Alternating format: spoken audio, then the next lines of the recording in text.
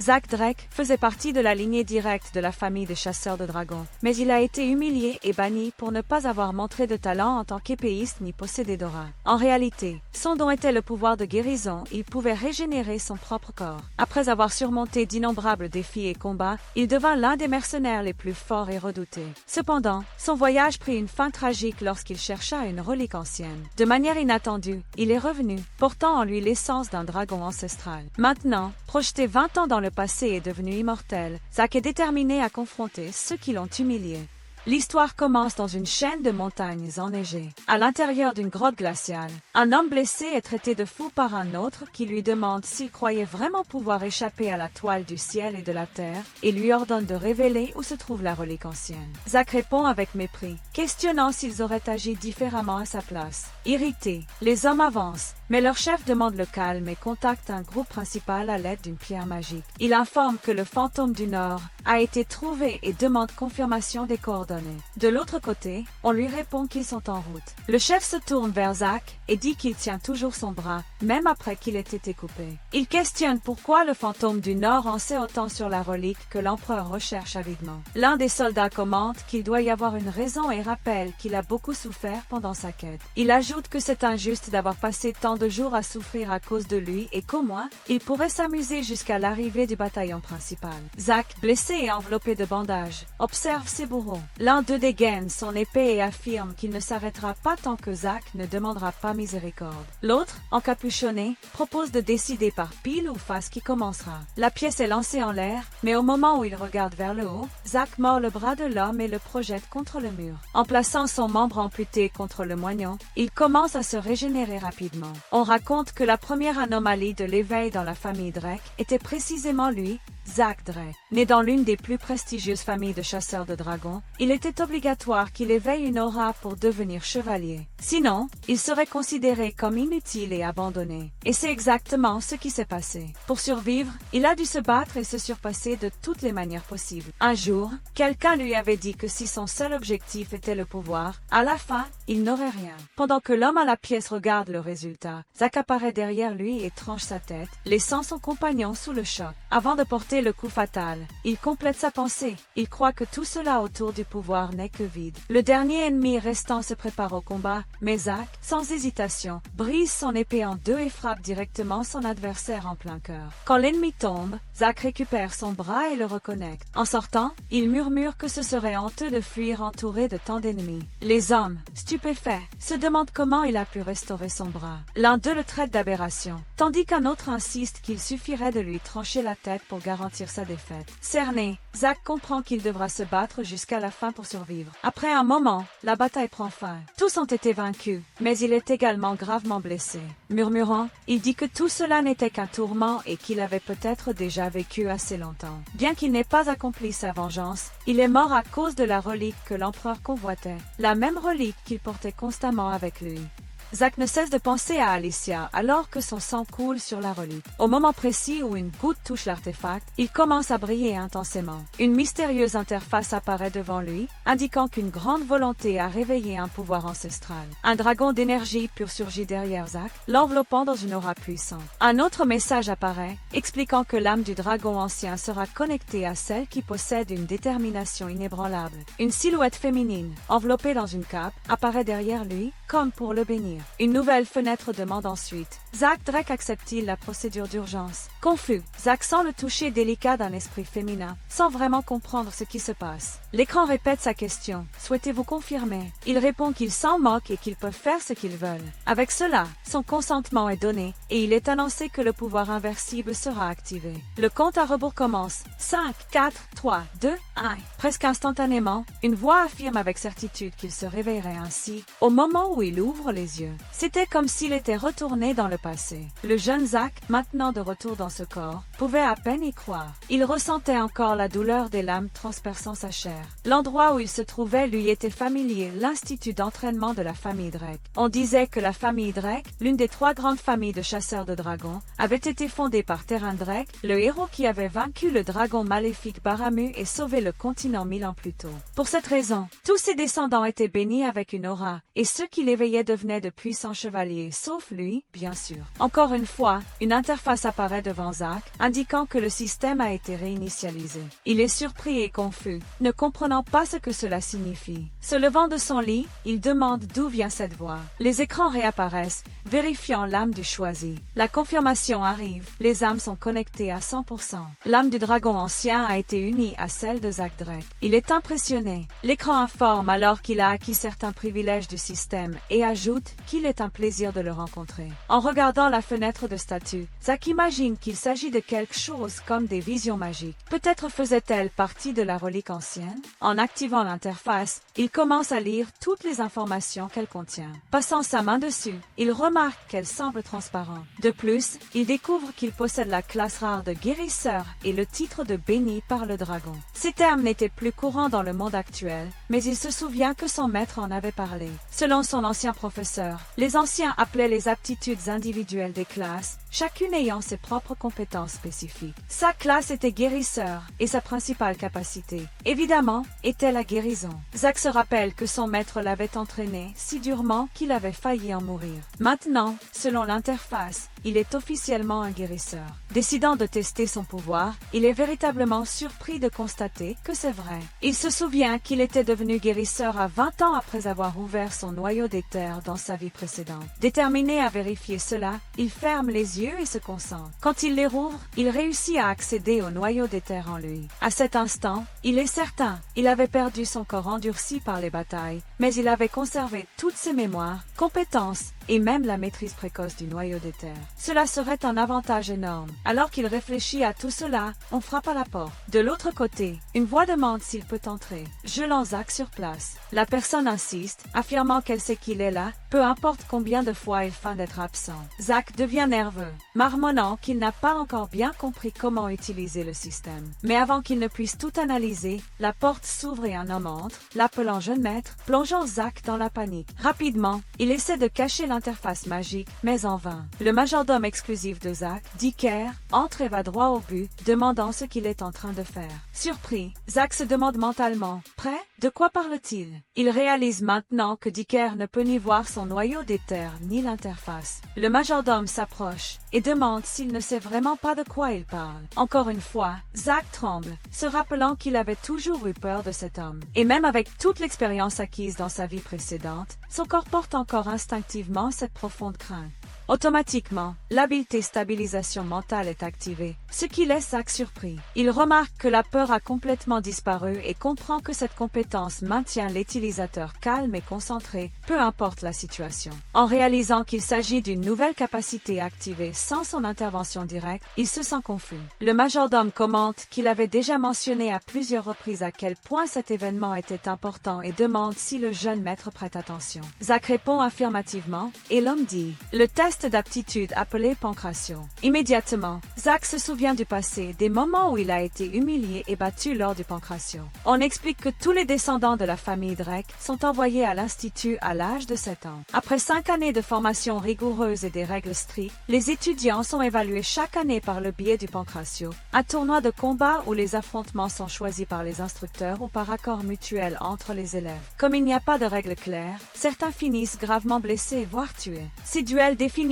les classements à l'académie et chaque élève doit donner le meilleur de lui-même. Zack se dirige directement vers le terrain d'entraînement où le pancratio va avoir lieu. Un homme sur la scène annonce que ce serait le test final. Tous hochent la tête et l'instructeur félicite l'esprit des participants. C'est le maître Van Mark qui déclare officiellement le début de l'événement et demande à tous de se préparer. Les cadets commencent à se préparer, tandis que certains chuchotent et se demandent si ce n'est vraiment pas Zack. Il commente qu'après ce qui s'est passé l'année précédente, il ne reviendrait probablement pas. Mais malgré tout, le voilà toujours un descendant de la famille. Zack, assis dans les gradins, entend clairement les conversations autour de lui. L'instructeur appelle alors Aaron et Gotha, qui montent sur la scène et commencent le combat. Dès le premier coup, un violent coup de pied au menton décide du duel. Pour Zack, cela a été beaucoup trop rapide. Il pense que le perdant a été négligent, avançant sans planification et laissant plusieurs ouvertures. La victoire va à Aaron. Pendant ce temps, Zack réfléchit à la manière dont, étant plus jeune, il Il tremblait rien qu'à l'idée de ce moment. Il ne comprend pas comment il a pu être aussi faible à l'époque. Alors qu'il bâille, quelqu'un de l'autre côté des gradins l'observe avec une aura hostile, se frottant les mains comme s'il attendait son tour.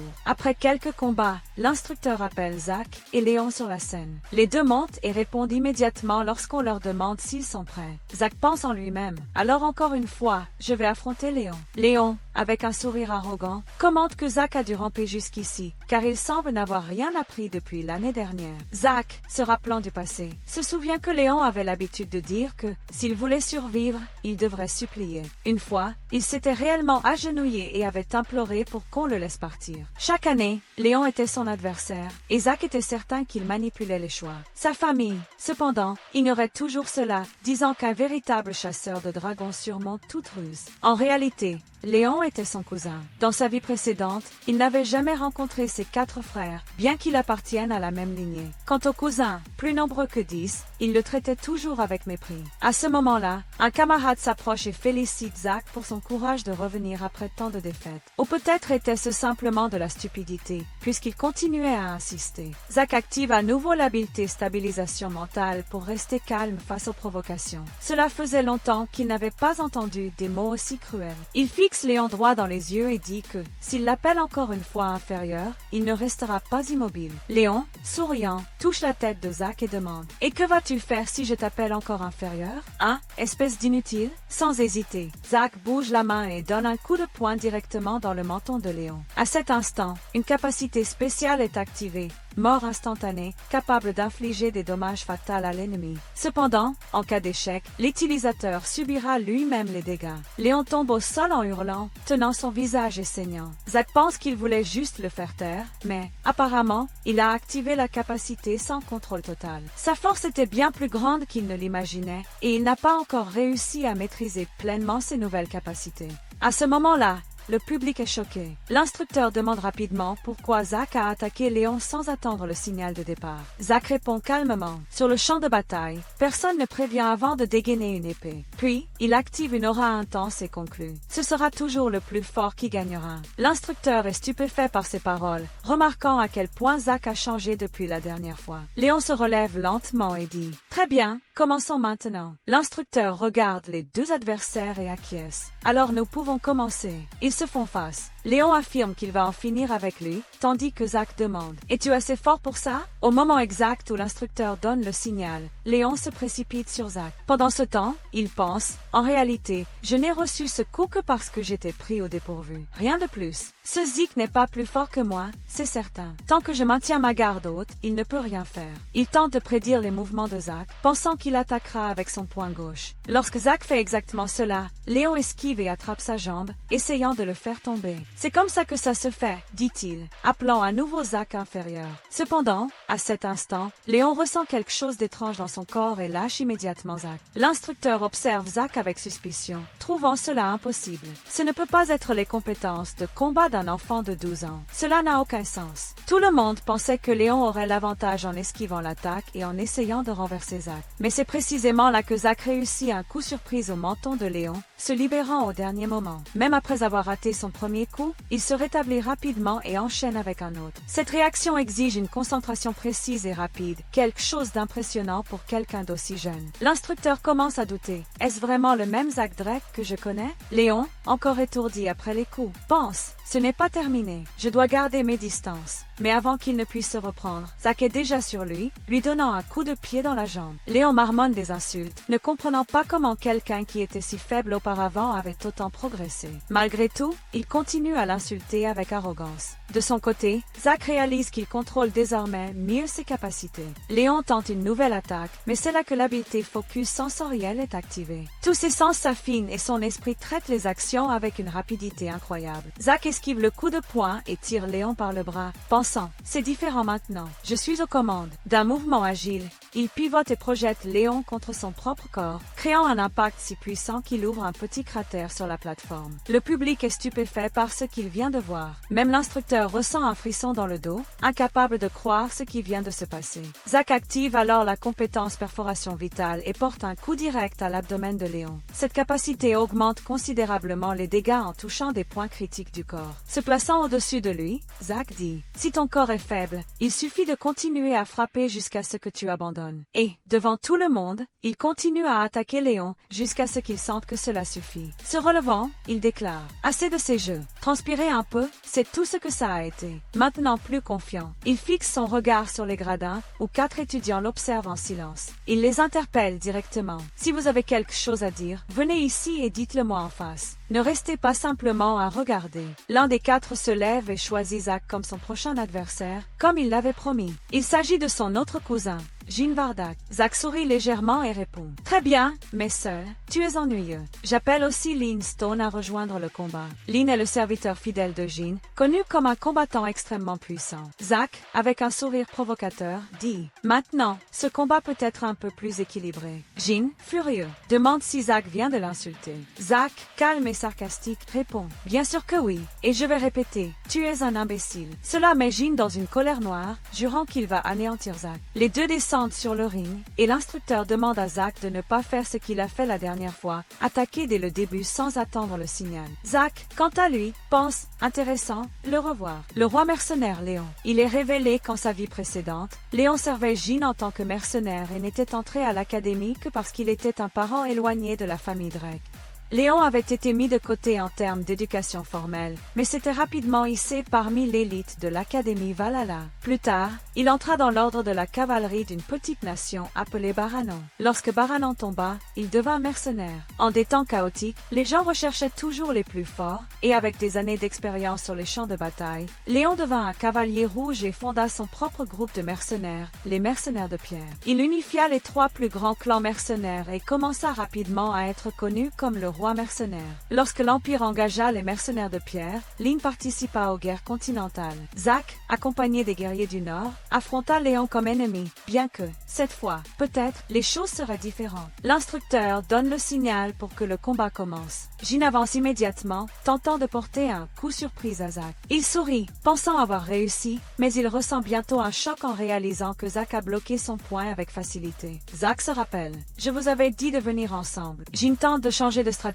et lance un coup de pied directement vers la tête de Zach, mais il est encore une fois arrêté. Confus, il ne comprend pas comment ses attaques sont bloquées aussi facilement. Zach répond calmement aux assauts, tandis que l'instructeur observe attentivement. « Vous feriez mieux d'analyser avant d'attaquer, » dit Zach, tranquille. Gene recule, et son compagnon remarque quelque chose. Non seulement ses coups ont été bloqués, mais sa jambe a également été blessée. Zach avance, chargeant de l'énergie dans son poing. Lorsqu'il frappe Gene, ce dernier commence à trembler, incapable de rester stable. Zach demande « Pourquoi as-tu si peur ?» Et, sans attendre de réponse, il lui assène un coup précis dans la jambe. « C'est pour ça que je vous ai demandé de venir ensemble. » Sans hésiter, Zach commence à dominer le combat. Gene, avalant son orgueil, réalise qu'il perd du terrain et appelle Lynn, exigeant qu'il entre dans la bataille pour abattre ce maudit garçon. À ce moment-là, Zach interrompt son attaque et regarde Lynn. En réalité, il n'était pas un enfant ordinaire de 12 ans, c'était un homme gigantesque et extrêmement fort. Le pire type d'adversaire, quelqu'un avec une portée impressionnante et une résistance hors du commun.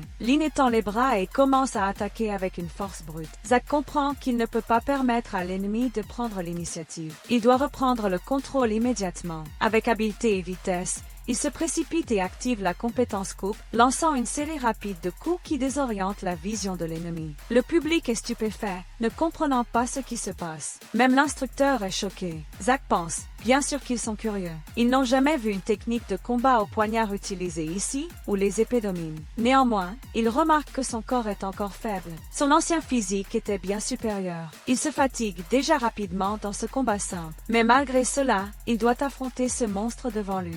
Lynn ne fait ni contre-attaque ni esquive. Il bloque simplement tous les coups avec une garde élevée, montrant une résistance impressionnante. C'était même étrange comparé à son style agressif lorsqu'il était le roi mercenaire. Zach réalise que son corps atteint ses limites et comprend qu'il ne gagnera que s'il brise la défense de l'ennemi. Soudain, sans avertissement, il charge une technique dans son poing et fonce sur Lin. Étonnamment, Lin esquive. Zack comprend alors que chacun ici possède des sens extrêmement aiguisés. Lin attrape le bras de Zack et tente de le jeter au sol. Mais Zack utilise le mouvement pour donner un violent coup de pied à la tête de l'ennemi, puis saisit son bras, activant la compétence sens aiguisé. Avec force et précision, Zack enveloppe le bras de Lin et tente de le renverser. Puis, il utilise sa propre jambe pour presser le cou de l'ennemi, appliquant une prise d'étranglement. Peu importe à quel point quelqu'un est fort, aucun corps ne peut résister à un manque prolongé d'oxygène. Mais soudain, Zack commence à cracher du sang. Il avait oublié que Lin avait encore un bras libre. Tandis qu'il est étranglé, le mercenaire continue de le frapper sans relâche. Zack, même blessé, pense: ce type est complètement fou. S'il veut aller jusqu'au bout, alors moi aussi. Tandis que Zack sert de toutes ses forces, Lin riposte coup après coup. Les deux continuent le combat jusqu'à leur limite, ignorant la douleur. Le public assiste, choqué, et même l'instructeur peine à croire ce qu'il voit. Finalement, quelqu'un tombe. C'est Lin, inconscient, pratiquement étranglé. Une jeune fille dans les gradins observe la scène et pense: alors c'est ça, exactement ce que j'attendais. Ça valait la peine de voir jusqu'où il pouvait aller. Un jour, je le verrai vaincu de mes propres yeux. Elle fixe Zack Drake, le nouveau Zeke Drake, celui qui est revenu pour tout changer.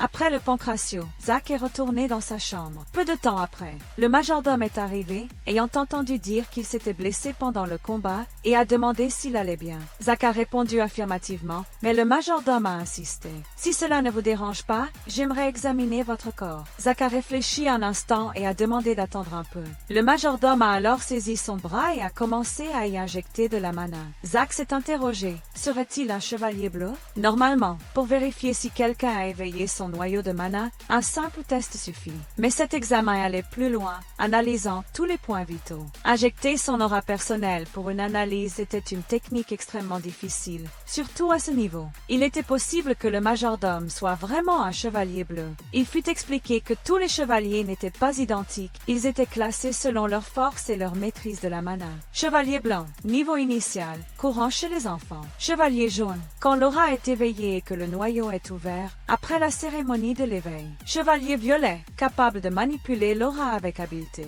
Chevalier bleu, peut invoquer l'aura de l'épée, un niveau atteint uniquement par ceux qui ont surpassé leurs propres limites, comme le roi mercenaire Léon. Chevalier rouge, le niveau que Zack avait atteint dans sa vie précédente. Et il existe aussi les chevaliers noirs, mais très peu de monstres peuvent atteindre ce niveau. Zack se demandait comment le majordome avait atteint le niveau bleu pour finir comme simple serviteur. Cela semblait sans logique. Il existait également un pouvoir unique au monde, maîtrisé par seulement 2 personnes, l'éther. Après avoir terminé l'examen, le majordome a directement demandé: le jeune maître me cache-t-il quelque chose? Zack a rétorqué: que voulez-vous dire? Et si c'était quelqu'un ici qui cachait quelque chose? Les deux se sont regardés en silence pendant quelques secondes. Le majordome a brisé la tension en disant qu'il plaisantait. Puis, il a demandé: comment avez-vous tant changé? Zack a répondu sérieusement: ce n'est pas la bonne question. La bonne serait: pourquoi ai-je changé? Le soleil est toujours là, mais maintenant, tout sera différent. Beaucoup de choses vont changer à partir de maintenant. Tout reviendra là où cela doit être. Et il a conclu: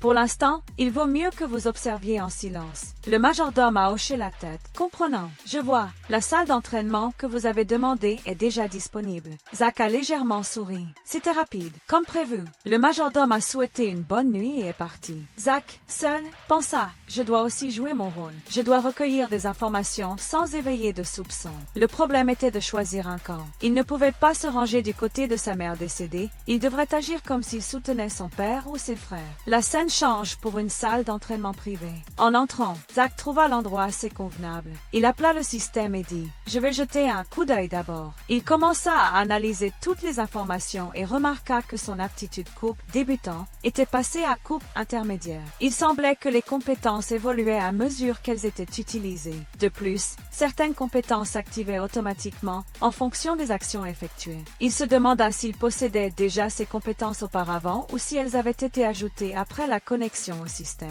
Il voulait aussi savoir si, en apprenant quelque chose de nouveau, cela pourrait devenir une compétence enregistrée. Il cherchait à comprendre la différence entre les compétences de classe et les compétences communes. D'après ce qu'il voyait, la méthode d'activation semblait similaire. Il y avait également la compétence draconique, verrouillée pour le moment. Pour la débloquer, il lui fallait 10 points de karma. À ce moment-là, il en avait 0. Les points de karma pouvaient être obtenus en battant des monstres. Zack murmura pour lui-même. S'il s'agit de monstres, ce ne sera pas difficile. Il y a beaucoup de donjons partout. Il suffit d'atteindre au moins le niveau violet pour y accéder. Malgré tout, il continuait à se poser des questions. Pourquoi suis-je revenu dans le passé? Et qu'est-ce que ce système que j'ai obtenu? Certainement, tout était lié à cette ancienne relique. Il y avait encore beaucoup de lacunes dans les informations. Mais, pour l'instant, cela n'avait pas d'importance. En prenant une épée, il déclara à voix haute. Je ferai de mon mieux pour devenir plus fort. Peu importe si c'est grâce au système ou aux techniques des Drek. Il a été dit qu'il existe 2 grandes forces dans le monde. Aura,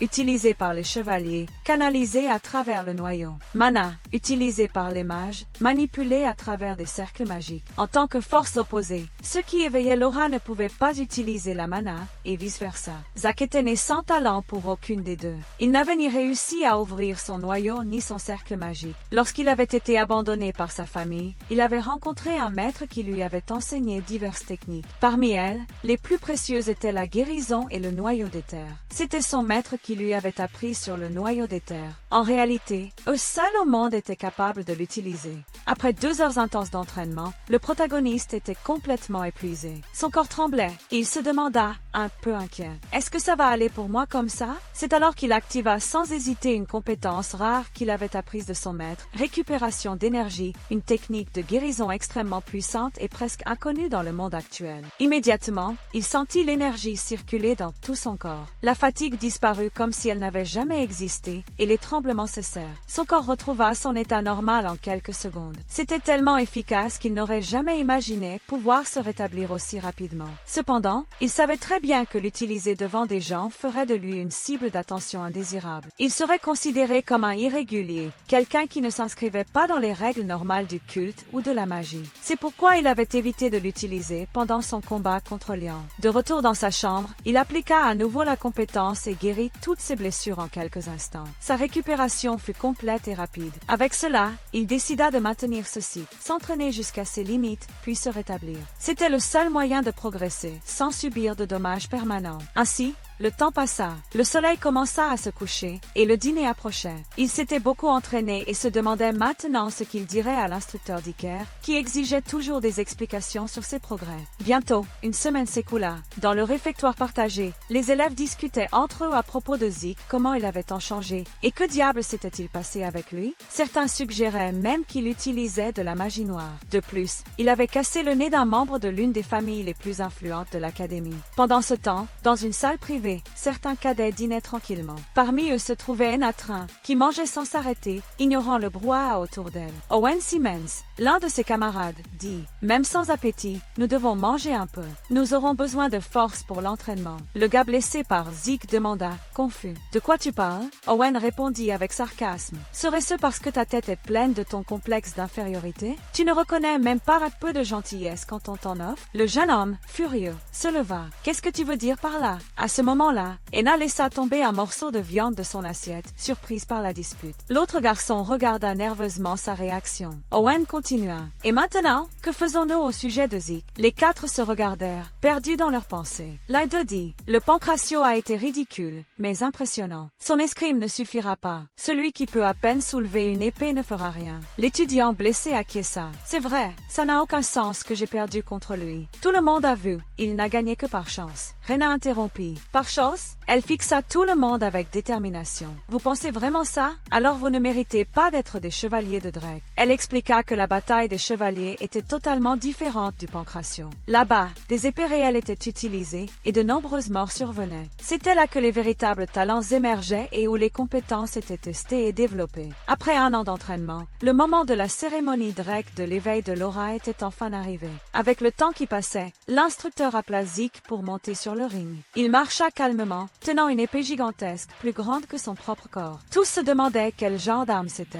Alors qu'il s'apprêtait à monter, quelqu'un l'appela par son nom. Ce fut alors que Rena monta également sur la scène. Les deux se retrouvèrent face à face. Elle, avec colère et détermination, dit « Aujourd'hui, je serai ton adversaire. » Zeke sourit légèrement. « Parfait, j'accepte le duel. » Rena observa comment il tenait l'épée longue avec facilité. À ce moment-là, elle comprit. Ce n'était plus le même Zeke qu'elle avait connu auparavant. Il était devenu beaucoup plus fort et semblait essayer de l'intimider, ce qu'elle trouva pure folie. « Je ne peux pas laisser mon adversaire m'intimider avant même que le combat ne commence, pensa-t-elle. Je vais faire ce que je fais toujours, écraser mon ennemi. » Bien qu'acceptant le duel, Zeke ressentait encore une certaine nervosité. Rena était connue sous le nom de Chevalière Éclair. Elle avait éveillé son aura avant la cérémonie et était considérée comme un génie de la nouvelle génération de Drake. Cela faisait déjà quelques années qu'elle avait atteint ce niveau, et bien qu'elle soit restée éloignée des combats réels, elle attendait avec impatience une chance de l'utiliser. L'instructeur donna le signal. « Commencez !» Rena se précipita immédiatement sur lui, mais Zeke réussit à esquiver. Puis, il contre-attaqua, et elle esquiva également. Les coups commencèrent à se succéder. Elle porta un coup, mais il le bloqua, et fut projeté en arrière. Malgré tout, il pensa, « C'est au-delà de ce que j'attendais, mais je veux encore continuer à me battre contre elle. » La foule criait, « Finis-le! Tue-le d'un seul coup! » Au milieu de la foule, un jeune homme les qualifia d'idiots. « Vous pensez vraiment qu'elle joue? Au contraire, c'est Zeke qui joue avec elle. » Rena pensait en elle-même qu'il avait des ouvertures claires, mais, aussi rapide que soit son attaque, Zeke parvenait à bloquer avec son épée, comme s'il savait exactement quand et comment elle allait attaquer. Chaque fois qu'elle tentait un nouveau coup, une autre ouverture apparaissait, et il semblait le faire exprès. Cela la rendait de plus en plus furieuse. Après avoir échangé plusieurs coups, les deux reculèrent un peu. Rena était déjà fatiguée, mais malgré tout, elle gardait les yeux fixés sur lui. La bataille ne faisait que commencer. Pendant ce temps, Zeke ne semblait même pas fatigué. Au contraire, il était détendu et pensif. J'attendais plus des compétences de la Chevalière Éclair. C'était comme si Rena lisait un livre mais n'avait appris que les bases. Il lui manquait quelque chose d'essentiel. Mais puisque c'était ainsi, il décida de lui donner un petit coup de pouce. Soudain, Zeke adopta une position basse au sol, quelque chose de complètement inattendu. Personne ne comprit ce qu'il faisait. Rena, confuse, pensa, quel genre de position est-ce? Va-t-il essayer de réduire la distance? Avant qu'elle ne puisse réagir, il était déjà en mouvement, avançant à une vitesse incroyable. Elle savait que, quand il s'agissait de rapidité, elle ne perdait pour personne. Mais à ce moment-là, elle fut choquée. La vitesse de Zeke était absurde. Il fonça sur elle et faillit porter un coup direct à la tête. Par chance, Rena esquiva à la dernière fraction de seconde. Elle se convainquit, si je maintiens la distance, je pourrai réagir à ses attaques. Et elle continua à attaquer avec tout ce qu'elle avait, maniant son épée avec maestria. Mais alors, sans comprendre comment, elle sentit quelque chose de différent. Son nez fut touché. Zeke était déjà en dessous d'elle, essayant de l'atteindre avec sa lame. La pression augmentait, et Rena devint extrêmement inquiète. Lorsque l'épée arriva dangereusement près de sa gorge, Zeke cria « Meurs !» Elle réussit à réagir, lançant un contre-attaque surprenant qui envoya son épée voler loin. Le public explosa en applaudissements et cris de célébration. Maintenant on parle. C'est la Rena que nous connaissons. Il n'a même pas encore utilisé son aura. Mais l'instructeur resta sérieux. Il remarqua quelque chose que personne d'autre n'avait vu. Dans la fraction de seconde où Zeke avait tenté de l'atteindre, Rena avait utilisé son aura. Un détail minime, presque imperceptible. Seul quelqu'un qui comprenait vraiment le combat aurait pu le remarquer. Et cela l'ébranla profondément. Elle avait juré, avant même d'entrer à l'académie, de ne jamais utiliser son aura. Maintenant, elle avait rompu sa propre promesse. Déconcertée, elle baissa sa garde. C'est là que Zeke en profita. « Que fais-tu avec ta garde baissée ici ?» D'un coup précis au niveau du cou, il fit tomber Rena. Du sang coula sur le sol, tachant les pierres de l'arène. La foule devint folle. Ce n'est pas un combat de chevalier. Il utilise ses poings. Combattre sans épée, c'est pour les faibles. Rena a gagné. Il ne peut même pas être considéré comme un chevalier. Mais Zeke, calme, se contenta de gratter son oreille, ignorant tout le monde. Puis, il demanda à Rena, qui se relevait difficilement. « Devrions-nous continuer ?» Elle resta là, réfléchissant. « Je n'ai pas encore perdu. J'ai juste baissé ma garde. » Mais elle se posa aussi une question. « Est-ce pour ça que j'ai reçu le coup ?» Et finalement, elle admit pour elle-même. « Si j'avais eu une dague dans l'autre main, j'aurais peut-être réussi à me défendre. Elle fit une pause, respira profondément et avec les yeux fermés, dit « J'ai perdu ». L'annonce fit taire toute la foule. Il fut déclaré « Il y a quelques jours, Zeke Drake n'était qu'un raté. Et maintenant, il a vaincu l'une des familles les plus puissantes et talentueuses de l'Académie. » L'instructeur éleva la voix. Zeke Drake est le vainqueur. Après cette victoire historique, la scène change. Un château totalement détruit, en flammes, est montré. Des corps gisent au sol et des chevaliers marchent entre eux, jetant les morts du précipice. À l'intérieur du château en ruine, un homme aux lunettes s'approche d'un autre et l'appelle. Abel, il demande, que faisons-nous maintenant? Ce garçon, Zeke, a battu Rena, mais il est trop désespéré. Il ne reste pas beaucoup de temps avant la cérémonie de l'éveil. L'homme, tranquillement en train de boire du thé, répond. Oui, dans 2 semaines. Abel soupire. Ça fait longtemps qu'il n'est pas rentré chez lui, et il se demande, comment sera la cérémonie? Cela m'intrigue. La victoire de Zeke choqua le monde des chevaliers. Après cela, il s'enferma dans la salle d'entraînement, s'entraînant sans relâche. Un mois passa. Le jour de la cérémonie de l'éveil de Laura était arrivé. Zeke était encore dans sa chambre d'entraînement, face à un écran d'état devant lui. Il pensa, comment suis-je devenu un chevalier rouge avec ce corps inutile de ma vie passée? En ouvrant l'interface, il confirma ce qu'il soupçonnait déjà. Lorsque la compétence atteint sa limite, son rang change et la barre se réinitialise. De plus, il avait acquis une nouvelle compétence pendant la bataille des chevaliers, habileté et rapidité, qui monta rapidement de niveau. À cet instant, le majordome frappa à la porte. Zeke, nous partons dans 2 heures. Il répondit calmement. Compris, je suis prêt. Ainsi, ils partirent en direction du lieu de la cérémonie. En chemin, Zeke réfléchit. Ça fait longtemps depuis la dernière fois que je suis allé au château principal. Il se rappela que la famille Drake résidait à Troie, au centre du continent, le véritable berceau de la lignée des chasseurs de dragons. La cérémonie se déroulerait là où la légende de la famille avait commencé. En arrivant, il descendit de la calèche et, pour la première fois, se trouva face à la terre natale des Drake, le soi-disant repère du dragon. En entrant, l'instructeur ordonna « Tous, alignez-vous ».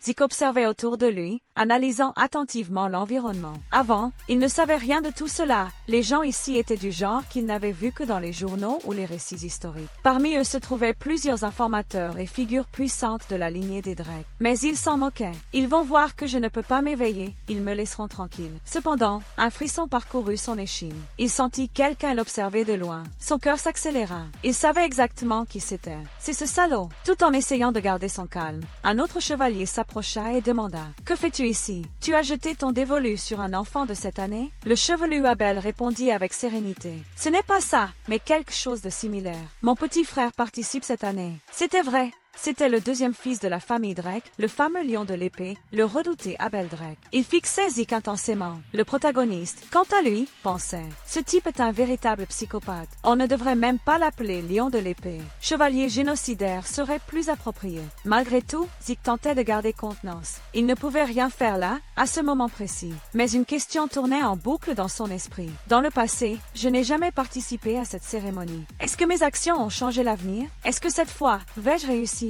L'instructeur prit alors la parole et annonça « À partir de maintenant, nous allons commencer la cérémonie de l'éveil. » Un par un, les jeunes furent appelés. Le premier fut Aon. Il marcha jusqu'à la statue centrale, plongea sa main dans l'eau sacrée et piqua son doigt avec une aiguille rituelle. Son sang coula dans le bassin. Une énergie bleue commença à se dégager. Rapidement, elle se répandit dans le lieu, enveloppant Aon. C'était la bénédiction ancestrale des Drake. Zeke réfléchissait. Tous les descendants sont bénis lors de cette cérémonie. À seulement 12 ans, après l'entraînement, ils peuvent déjà ouvrir leur noyau et éveiller leur aura. C'est rapide, différent de la majorité qui n'éveille leur aura qu'après 20 ans. L'instructeur appela le nom suivant. Il fut expliqué qu'il y avait quelques cas rares parmi les participants, ceux qui éveillaient une interférence de mana en même temps que leur aura. Dans la foule, tous observèrent la réaction du monument. Comme prévu, la couleur est rouge. Zeke continuait de penser. S'éveiller comme chevalier bleu dépend du potentiel. Certains peuvent évoluer jusqu'au rouge, voire au noir. C'est l'éveil de sang pur. Et bientôt, le nom tant attendu fut appelé. Rena Train. Rapidement, on demanda d'apporter les gants. Il fut expliqué que, sans les gants spéciaux de la famille, il était impossible de vivre normalement à cause de l'interférence de mana. Rena les enfila, sentant leur poids. On dit ensuite, lorsque votre sang pur est confirmé, vous recevez officiellement le nom de la famille Drake, ainsi que tout le soutien et les avantages qui viennent avec. La foule commentait avec enthousiasme. Le plat principal est arrivé. Il a battu Rena, il aura certainement un éveil de sang pur. Mais Zeke restait silencieux, perdu dans ses pensées. Je n'aurais jamais imaginé me retrouver face à cette statue à nouveau. Mais avant, il était faible. faible, pathétique. Dans cette vie passée, lors de la même cérémonie, il avait été qualifié de premier échec de l'éveil de la famille Drake, un titre honteux, encore rappelé aujourd'hui comme un échec historique. Mais cette fois, ce sera différent. Je peux guérir, manipuler du W-Éther, et je ne vais pas abandonner. Je me relèverai par mes propres forces. Fixant la statue, il murmura doucement. « Allez, stupide statue, fais ton travail. » Il plongea sa main dans l'eau, laissant son sang couler. Il était nerveux, entendant le silence qui suivit. La statue derrière lui commença à trembler légèrement. Tous regardèrent, confus. Rien ne se passa. Personne ne comprenait. Cela ne s'était jamais produit auparavant. Abel continuait de le fixer, immobile. Zeke pensait, je n'attendais pas grand-chose. Et à cause d'Abel, tout le monde a placé de grandes attentes. Mais que se passe-t-il? Quelqu'un chuchota. Serait-il possible de ne pas s'éveiller? Mais il est un descendant. Un autre répondit. Voilà ce qui arrive quand on élève quelqu'un de sang maudit dans la famille. Zeke essuyait simplement ses mains, résigné. Rien n'a changé depuis ma vie passée, mais peu importe. Il existe plusieurs façons de devenir fort. Je n'ai pas besoin de l'éveil de l'aura. Ce fut alors que, à sa grande surprise, le système interne surveillant la cérémonie afficha un message. Symbole du point d'exclamation caractère grâce système. Une erreur a été détectée. Zeke cligna des yeux, confus. Système, suite. Certaines informations nécessaires à l'identification ont été perdues pendant l'analyse. L'autorité du système sera utilisée pour insérer les informations manquantes. Il ne comprenait toujours pas bien ce qui se passait. Système. L'identification a été corrigée. Le talent de l'utilisateur a été classé comme guérisseur par le terminal. L'équipe responsable de la cérémonie regardait, abasourdie. Cette classe a-t-elle déjà été débloquée? Elle est extrêmement rare. Zeke lisait l'écran de statut, de plus en plus étourdi. Classe acquise. Guérisseur rare. Bénédiction du dragon dans l'âme de l'utilisateur détectée. Son cœur s'arrêta. Quoi? Les yeux écarquillés. Il pouvait à peine respirer. La statue, qui semblait auparavant inerte, commença à briller intensément en rouge. La foule explosa en murmures. C'est rouge. C'est un éveillé de sang pur. Mais Zeke entendait à peine. Son esprit tournait avec la révélation. Bénédiction du dragon. Dans mon âme, à cet instant, tout changea. Il n'était plus un simple descendant de la famille Drake. Il était unique, et ce n'était que le début. Pendant qu'Abel continuait à fixer Zeke en silence, le système interne de la cérémonie ne cessait d'émettre des messages. Système. Le talent sanguin a été identifié. Il s'agit du sang d'un guerrier. Les talents éveillés ont été combinés. En raison de la rareté des dons, une nouvelle classe sera formée. Zeke était complètement perdu dans tout cela. Son esprit tournait à la recherche d'explications lorsqu'un autre message apparut. Classe unique acquise, immortelle. Ce fut comme si une force invisible avait pénétré en lui. Ses sens devinrent plus aiguisés et une sensation étrange parcourut son corps. Sur la statue derrière lui, quelque chose d'inattendu se produisit. La lumière rouge, qui brillait jusqu'alors, commença à changer. Peu à peu, une lumière jaune intense et différente de tout ce qui avait été vu auparavant lors de la cérémonie commença à apparaître. Tout le monde fut stupéfait. Quelle est cette réaction? Serait-il vraiment un éveillé de sang pur? Le monument est-il cassé? Cela n'a aucun sens. Un sang pur ne peut pas avoir d'interférence de mana. C'est alors qu'Abel, toujours avec ce sourire énigmatique sur le visage, commença à applaudir lentement, attirant l'attention de tous. Tout va bien, dit-il, haut et clair. Deux éveillés de sang pur sont apparus aujourd'hui. Vous ne devriez pas être heureux? Les personnes présentes se regardèrent, confuses, mais commencèrent rapidement à acquiescer. C'est vrai, deux éveillés de sang pur. Nous devrions célébrer. Abel tendit la main, demandant les gants spéciaux à l'instructeur. Lorsque Zeke les reçut, il sentit leur poids, ils étaient lourds, même pour quelqu'un de sa force actuelle. L'instructeur appela le nom suivant, et pendant ce temps, Abel resta près de Zeke, l'observant avec un sourire mystérieux aux lèvres. Zeke pensa pour lui-même. Son intention était évidente, mais malgré tout, il m'a aidé. Rien que d'y penser, ça me donne envie de vomir. Après un certain temps, l'instructeur annonça. La cérémonie est terminée. Aujourd'hui, nous célébrerons avec une fête en l'honneur des nouveaux éveillés. Tout le monde est invité. La foule explosa en applaudissements et en célébrations. Mais Zeke, indifférent, marchait déjà pour partir. Cette fête est inutile. Il doit y avoir un centre d'entraînement par ici. Cependant, avant qu'il ne puisse disparaître, une voix familière retentit derrière lui. Petit frère, Zeke se retourna, surpris, plus vite que je ne l'imaginais. C'était Abel, avec ce même regard froid et sarcastique. Où vas-tu avec une telle hâte? Zeke serra les poings, furieux. Je savais qu'il viendrait me parler. Abel s'approcha, le fixant pendant quelques secondes. Puis, il parla d'un ton presque doux. Tu es un éveillé de sang pur. Félicitations. Il tendit la main, offrant une poignée de main.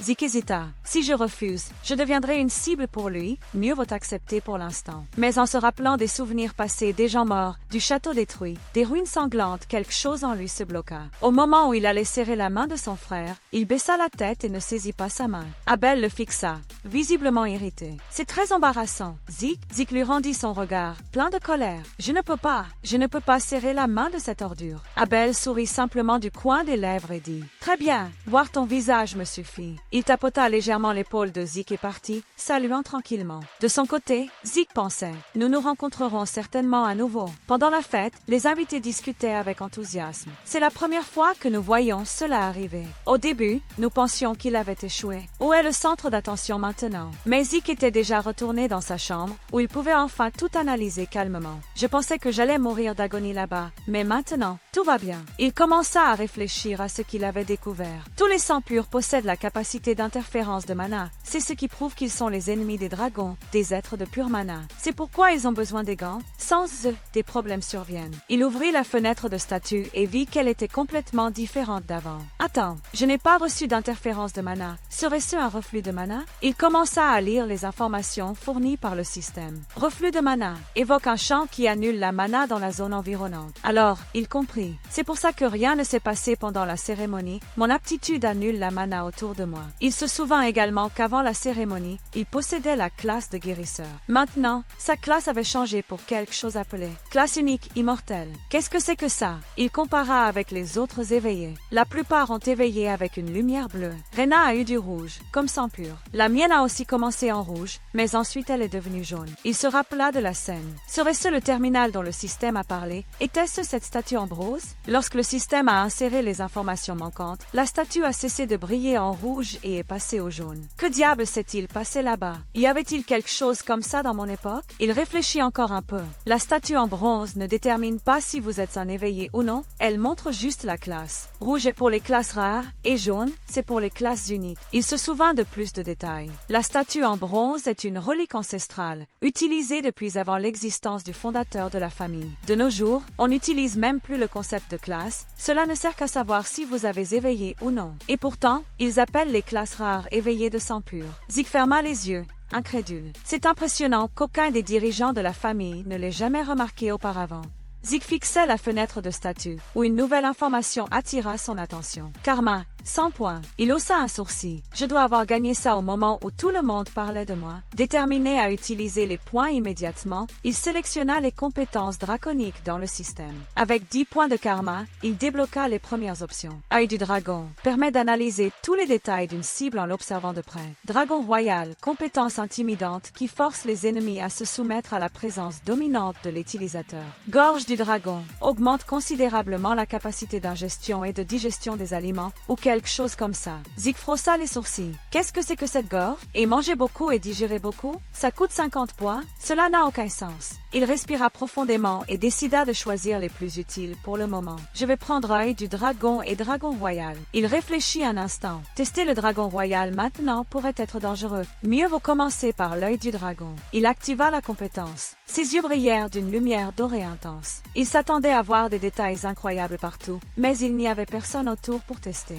Ce n'est qu'à ce moment-là qu'il réalisa. La seule chose ici, c'est la statue du jardin. Fonctionnera-t-elle quand même? En regardant la statue, le système répondit. Symbole du point d'exclamation caractère grave, voulez-vous visualiser des informations sur cet objet? Confus, il ne savait pas comment répondre jusqu'à ce qu'il réalise que, automatiquement, tous les objets qu'il avait observés avec l'œil du dragon avaient été catégorisés et affichaient des données complètes, origine, composition, histoire, tout, c'est utile. Mais après quelques minutes d'utilisation de la compétence, il sentit son corps s'affaiblir. Il s'assit sur le lit, fatigué. Alors c'est ça, ces compétences draconiques sont aussi puissantes, je ne peux même pas trop les utiliser. C'est alors que, sans qu'il le demande, sa capacité de guérison s'activa automatiquement, récupérant ses forces. Comment ça? Je ne l'ai même pas activé. Il commença à analyser ses compétences plus attentivement et réalisa quelque chose d'impressionnant. Toutes ses capacités devenaient plus fortes à mesure qu'il progressait. Même la guérison s'était transformée en un processus automatique. Réparation réparant les blessures avant même qu'il ne les remarque. C'est fou. Dans sa vie passée, cette capacité était limitée.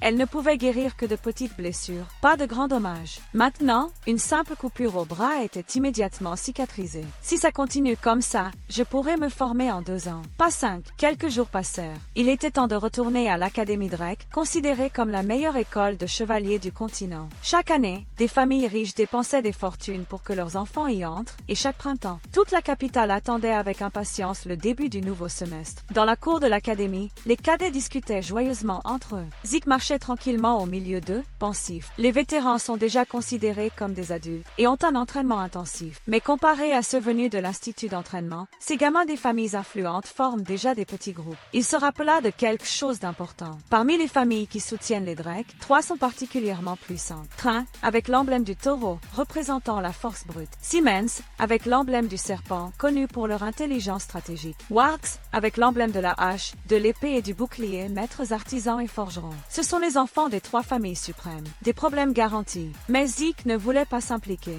Il alla directement au dortoir de luxe Maison Platine, un endroit exclusif pour les meilleurs élèves, bien sûr réservé aux descendants de sang pur. C'est vraiment agréable d'être un sang pur. La Maison Platine disposait de départements luxueux, un centre d'entraînement privé, une bibliothèque spécialisée et un accès exclusif à des ressources avancées. Chaque descendant recevait un étage entier, avec une totale intimité et le titre de maître de l'étage. Une servante l'accueillit avec un sourire. « Bienvenue, monsieur. Permettez-moi de vous guider jusqu'à votre étage. » Tandis qu'il marchait, des majordomes faisaient des révérences. Il se demanda, « Est-ce que ce n'est pas exagéré pour un éveillé de sang pur ?» L'un des majordomes commenta, « Le Sir Dicker vous attend déjà dans votre chambre. » En entrant, Zeke fut accueilli formellement. « Bienvenue, monsieur. Arrêtez les formalités. Dites-moi ce que vous voulez. » Le majordome sourit et pointa une boîte sur la table. « Il y a quelque chose pour vous. » Zeke l'ouvrit et trouva une paire de gants raffinés. « Ils sont bien meilleurs que les temporaires que j'ai utilisés lors de la cérémonie. » Le majordome confirma. « Nous sommes heureux que cela vous plaise. » Zeke, encore en train d'examiner les gants, dit « De plus, je pense à changer mon épée. » Il se tourna vers Dicker. « Que pensez-vous » L'instructeur répondit immédiatement. « Excellente idée. Troie est proche de la montagne des géants, où il y a des minerais de qualité supérieure. De bons forgerons. » Dans la Maison Platine, le majordome lisait attentivement la requête de Zeke. Le nom inscrit était Gian Walbert. « C'est la première fois que j'entends ce nom, » dit le vieil homme, intrigué. Malgré tout, il fit la réservation comme demandé. Zeke n'expliqua pas grand-chose, se contentant d'affirmer. « J'ai déjà un forgeron en tête. Je vais le voir personnellement. » L'instructeur Dicker observait attentivement. Avant de partir, rappela. « Les cours commencent demain. N'oublie pas de lire les documents. » Dès qu'il fut seul, Zeke commença à feuilleter les documents. Il était déjà le maître de l'étage, ce qui lui donnait la liberté de pratiquer ses compétences draconiques sans interférence. Au milieu de sa lecture, quelqu'un frappa à la porte. « Entrez !» C'était la servante, avec un message. « Mademoiselle Rena, maîtresse de l'un des étages, vous invite à dîner ce soir. » Zeke réfléchit un instant. Rena, elle a toujours été une figure compliquée. Il accepta l'invitation et se dirigea vers l'endroit où elle se trouvait. En arrivant, il la trouva assise à table,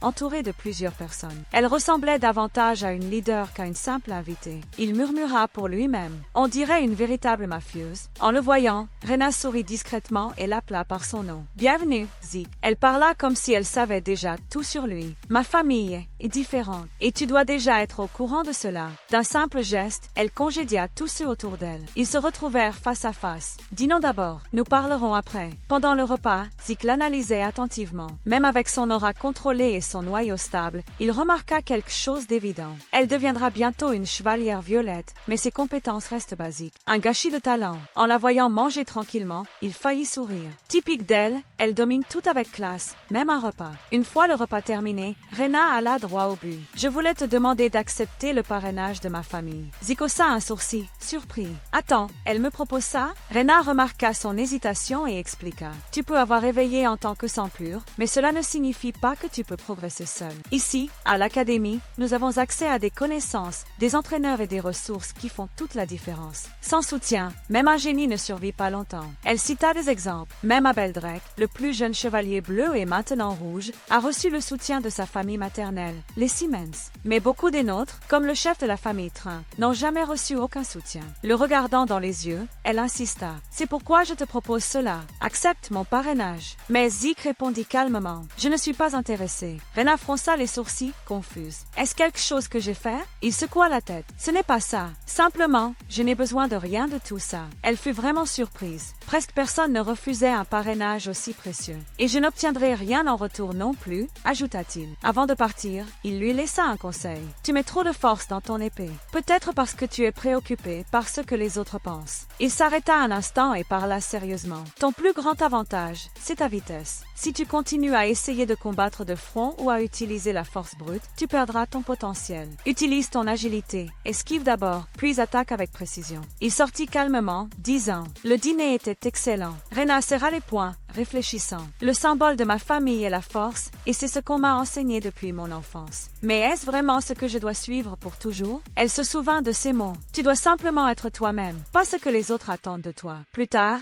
alors qu'il marchait dans les couloirs de la maison platine, Zeke se dit à lui-même. Ce changement de classe a vraiment été impressionnant. Il avait entraîné toute la nuit et était encore en parfaite condition. Dans sa vie passée, cet endroit semblait être un enfer. Maintenant, c'était presque un paradis. L'argent et le pouvoir ne sont pas tout, mais il n'y a rien de tel que de les avoir de son côté. C'est alors que deux silhouettes apparurent dans le couloir. Zeke Drake, c'était Owen Simmons, le troisième fils de la puissante famille Simmons. Il avait la réputation d'être un stratège, manipulateur et calculateur. Il était connu pour créer des plans complexes et utiliser les autres pour atteindre ses objectifs. Tu vas aussi au cours spécial? Demanda Owen, souriant avec un faux charme. Zeke le fixa froidement. Alors c'est ça, il vient prétendre être mon ami maintenant? Il se souvint de l'invitation qu'il avait reçue. C'est toi qui as envoyé ça hier? Ce papier sur ma table?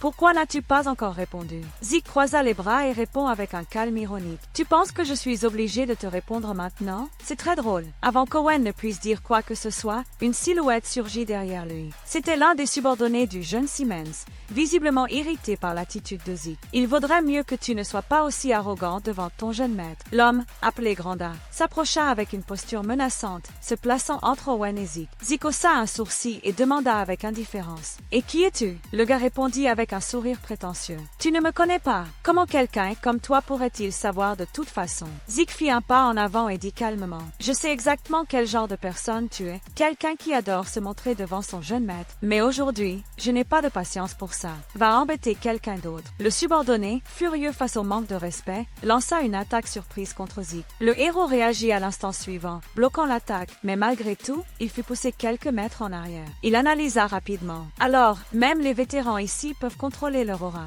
L'homme, désormais plus confiant, se présenta fièrement. « Je m'appelle Durban Russell, et je suis connu sous le nom de monstre puissant. Aujourd'hui, je vais t'apprendre comment te comporter devant mon jeune maître. » Zeke laissa échapper un rire bas, presque sarcastique. « Alors c'est le fameux monstre puissant? » Il s'arrêta un instant, le regardant avec mépris. « Mais tu n'es même pas encore un chevalier monstrueux. Tu n'es qu'un tas de merde. » Dans un mouvement rapide, il se jeta sur Durban. Sa vitesse était absurde. Avant que l'autre ne puisse réagir, Zeke était déjà derrière lui, assénant un violent coup de poing dans son abdomen. L'impact fut brutal. Durban cracha du sang par la bouche et le nez, projeté loin comme une poupée de chiffon. Il s'écrasa au sol avec un bruit sourd. Zeke le regarda froidement et demanda « Quelqu'un d'autre veut m'apprendre quelque chose ?» Ses yeux se tournèrent vers Owen, qui restait immobile. Ou peut-être que le jeune maître va essayer aussi. Owen ne dit rien. Son visage resta inexpressif, sans réaction. Zeke haussa simplement les épaules et commença à marcher, passant devant Owen. « Tu es vraiment impressionnant, » dit le jeune Simmons sans émotion. Zeke s'arrêta un instant et répondit avec un léger sourire. « Moi aussi, je voulais juste m'amuser un peu. »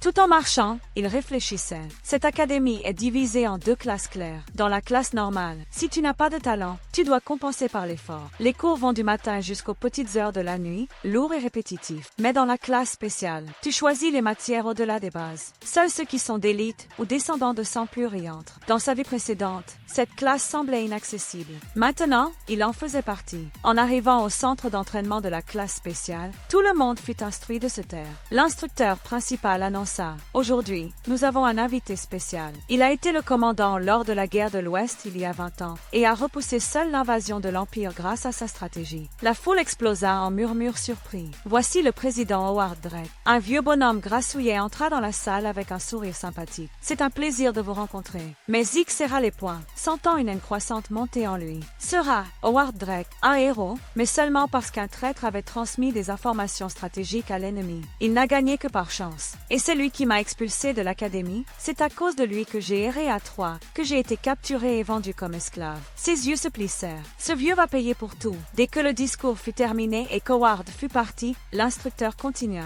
J'espère que vous êtes enthousiasmés par les mots du président. Car maintenant, nous allons commencer le cours directement au centre d'entraînement. En arrivant, Zeke se souvint avec colère. Cette matière était obligatoire, et dans ma vie précédente, je n'ai jamais pu utiliser l'aura. Une matière qui aurait dû durer 3 mois a pris 2 ans à compléter. Ma tête me fait encore mal rien que d'y penser. C'est alors qu'un nouvel instructeur apparut. Bienvenue à tous. Je suis Andrei. Je serai responsable de vous enseigner les méthodes de base de combat et d'élimination de cibles. Certains élèves chuchotaient. Andrei Drake, pourquoi porte-t-il l'uniforme officiel de la famille? Zeke savait exactement qui il était. Le chevalier écarlate Andrei Drake, il a obtenu son diplôme avant l'heure prévue, même sans être un éveillé de sang pur. Il a été considéré comme le génie du siècle à l'Académie Valhalla, et maintenant, il est ici. Il se rappela, il était connu pour sa rigueur. Personne n'aimait s'entraîner avec lui. Andrei balaya le groupe du regard. En posant les yeux sur Zeke, fronça les sourcils. Tout le monde, dégainez vos épées. Tout le monde obéit, sauf Zeke qui resta immobile. Andrei le regarda avec désapprobation. Et toi, jeune homme, quelle épée est-ce? Zeke sortit lentement la lame de son fourreau. Comme tu peux le voir, c'est l'épée que j'utilise. L'instructeur fronça les sourcils. Approche. Zeke obéit sans se presser. Andrei croisa les bras et demanda. Ne sais-tu pas que les élèves doivent utiliser des épées adaptées à leur physique? Zeke regarda Andrei avec un léger sourire, tout en pensant. Je m'attendais à ce qu'il se plaigne de l'épée. C'est pour ça que je l'ai dégainée de cette manière. Mais il n'y a pas d'autre façon de se battre qu'avec elle. L'instructeur le fixa froidement et demanda. Si tu gagnes, tu peux la garder? Zeke répondit calmement. Ce sera plus rapide de te le montrer. Cette réponse irrita profondément Andrei, qui libéra une immense pression d'aura sur le jeune homme. Mais avant que le poids de l'énergie ne l'écrase, la compétence de défense mentale extrême s'activa automatiquement. Andrei croisa les bras, encore plus sérieux. Très bien, si c'est ce que tu veux, je vais t'apprendre dans la pratique. Tu peux utiliser cette épée, mais si tu perds, tu seras puni. Dégageant son arme, il libéra instantanément son aura, enveloppant l'environnement d'une force meurtrière. En regardant Zeke droit dans les yeux, il parla fermement. Et tu seras également expulsé de mon cours. Puis il ajouta, ne t'inquiète pas, je n'utiliserai pas mon aura contre toi. Zeke analysa attentivement ces mots. Alors ce type est plutôt gentil, non? Malgré tout, il connaissait la faiblesse de l'instructeur. Et, bien qu'il essaie de ne pas attirer trop l'attention, Abel observait. Il était dangereux de montrer toute sa force ici. Alors il décida de limiter au maximum sa puissance. Saisissant son épée, il dit simplement « Commençons ». Au même moment, il se précipita sur Andrei, visant directement le coup. L'attaque fut rapide, mais l'instructeur la bloqua sans difficulté. Zeke sentit l'impact et réalisa « Il est fort, beaucoup plus qu'il n'en a l'air ». Malgré cela, il continua à attaquer sous tous les angles, maintenant un rythme effréné. Andrei, cependant, restait ferme, sans reculer d'un pas. Les cadets autour commentaient « Impressionné. Les officiers de la famille Drake sont vraiment d'un autre niveau. » Cela faisait déjà plus d'une demi-heure, et Andrei n'avait pas une seule égratignure. Tout le monde trouvait cela incroyable, mais peu remarquèrent, son épée tremblait légèrement après chaque coup reçu. Andrei, confus, se demanda, quelle sorte d'énergie ridicule est-ce? Même sans utiliser d'aura, il me met sous pression. Puis il se rappela, bien sûr, c'est un éveillé de sang pur. Jusqu'à un certain point, cela a du sens. De son côté, Zeke nota quelque chose d'important. Son énergie diminue. Cela doit être parce qu'il supprime son aura. Il se souvint de la méthode d'entraînement de la famille Drake. Pendant l'entraînement, ils utilisent constamment leur aura, même pour manger ou dormir. Cela rend l'utilisation de l'aura aussi naturelle que respirer. C'est comme s'il retenait sa respiration maintenant. Déterminé à augmenter la pression, Zeke se jeta à nouveau sur Andrei, espérant que l'instructeur commence à dépenser son énergie plus rapidement. Andrei bloqua l'attaque, mais cette fois, il le repoussa avec plus de force, l'éloignant. Zeke s'arrêta à à quelques mètres et conclut.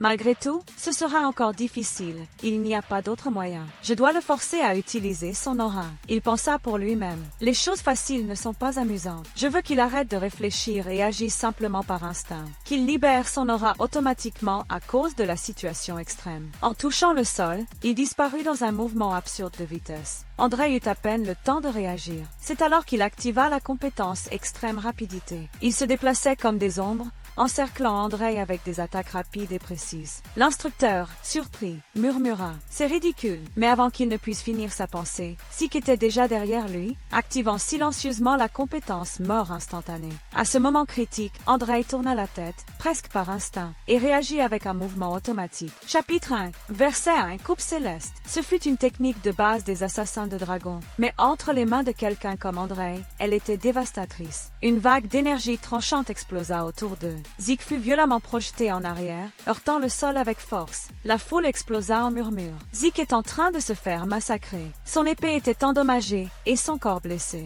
Intérieurement, Zik admit « Être une merde fait sacrément mal ». Malgré tout, il activa sa capacité de guérison automatique, se remettant progressivement. Il sentait la fatigue l'envahir. « Je vais finir par m'évanouir ». Il s'effondra au sol, perdant connaissance. L'instructeur rangea son épée et resta silencieux pendant un long moment. Après quelques secondes, il parla d'une voix froide. « Cet élève n'a plus besoin de revenir à mon cours. » Et il demanda à voix haute. « Quelqu'un d'autre veut apprendre dans la pratique comme lui ?» Tous restèrent complètement silencieux, choqués. Andrei, furieux, prit le silence comme un non. « J'ai compris, » dit-il, irrité. « Maintenant, prenez vos épées et continuons. » Plus tard, Zik se réveilla lentement, sentant son corps douloureux mais rétabli. Au final, ce n'était pas si terrible que ça. Malgré la défaite, il avait obtenu quelque chose de précieux. Andrei a fini par utiliser son aura, même après avoir dit qu'il ne le ferait pas. Cela signifie qu'il a reconnu mes compétences et m'a retiré de la discipline. Il esquissa un petit sourire. J'ai gagné du temps libre et c'était bénéfique pour nous deux.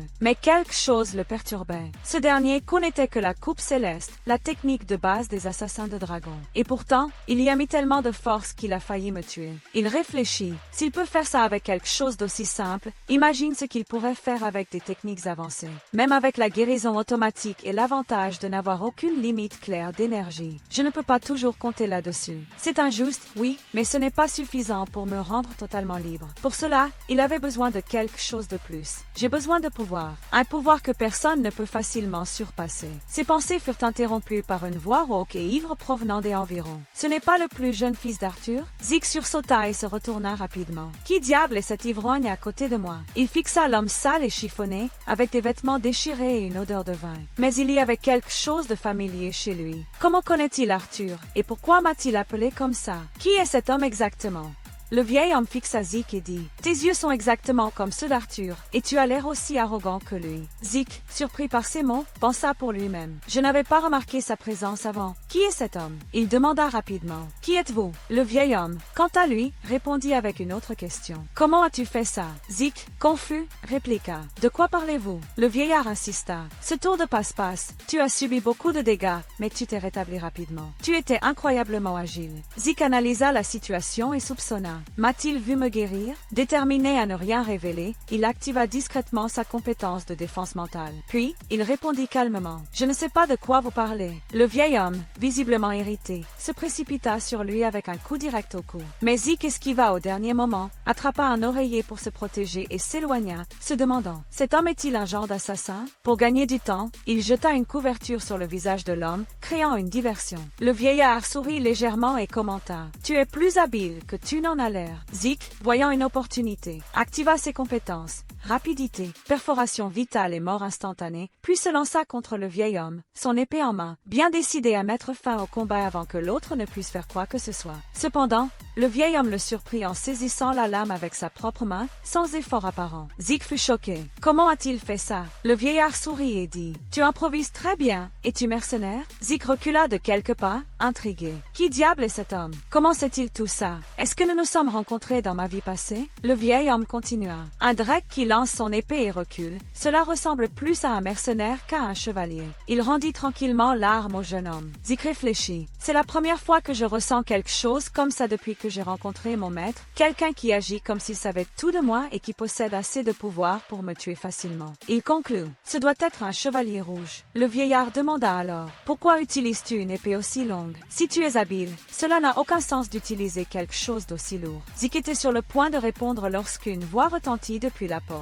Alors tu étais ici. C'était André. Il regarda Zik et demanda. Avec qui parles-tu? André présenta l'homme comme Monsieur Dexter, le jardinier de l'académie. Zik fut perplexe. Jardinier? Dexter, de son côté, demanda. Comment savais-tu que j'étais ici? André répondit. Je t'ai vu au centre d'entraînement plus tôt. Le vieil homme soupira, fatigué. Tu gâches toujours le plaisir. André, gardant sa posture rigide, dit à Zik. Tu peux y aller maintenant. Mais Dexter demanda. Attends, quand tu auras du temps, viens à la serre à l'ouest de l'académie. Je vais t'apprendre des choses intéressantes. Les trois restèrent à se regarder un moment. Zik, cependant, secoua la tête et répondit. Je ne suis pas intéressé. Il ouvrit la porte et sortit, laissant le vieil homme visiblement contrarié. Il est exactement comme Arthur, se plaignit Dexter. Zik marcha un peu et commença à réfléchir. Comment en sait-il autant sur moi? Et pourquoi André l'a appelé monsieur? Un simple jardinier ne recevrait pas ce traitement. Il se rappela. Il n'y a qu'une seule explication. Il doit être quelqu'un d'important. Quelqu'un que même André n'oserait pas manquer de respect. Il conclut. Ce ne peut être que le duc Drake, le chevalier de la tempête. L'un des chevaliers noirs, légendaires pour leur force. On dit qu'il a assez de pouvoir pour vaincre seul une armée entière.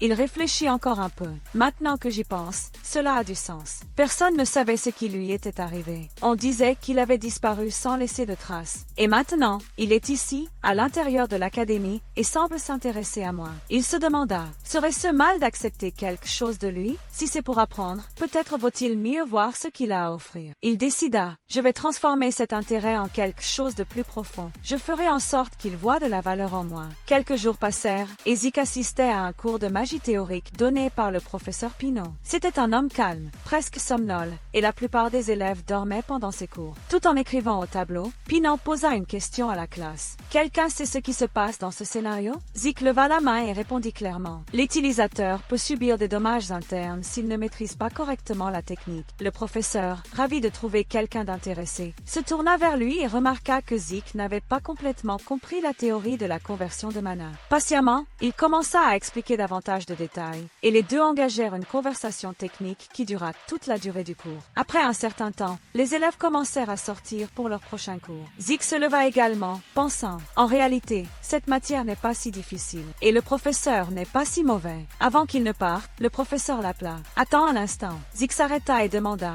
Oui, le professeur sourit. J'ai enfin trouvé un élève intéressé par mon cours. Si tu as des questions, tu peux venir dans mon bureau à tout moment. J'ai étudié à l'université de magie de Defio. Si tu en as besoin, je peux t'aider avec beaucoup de choses.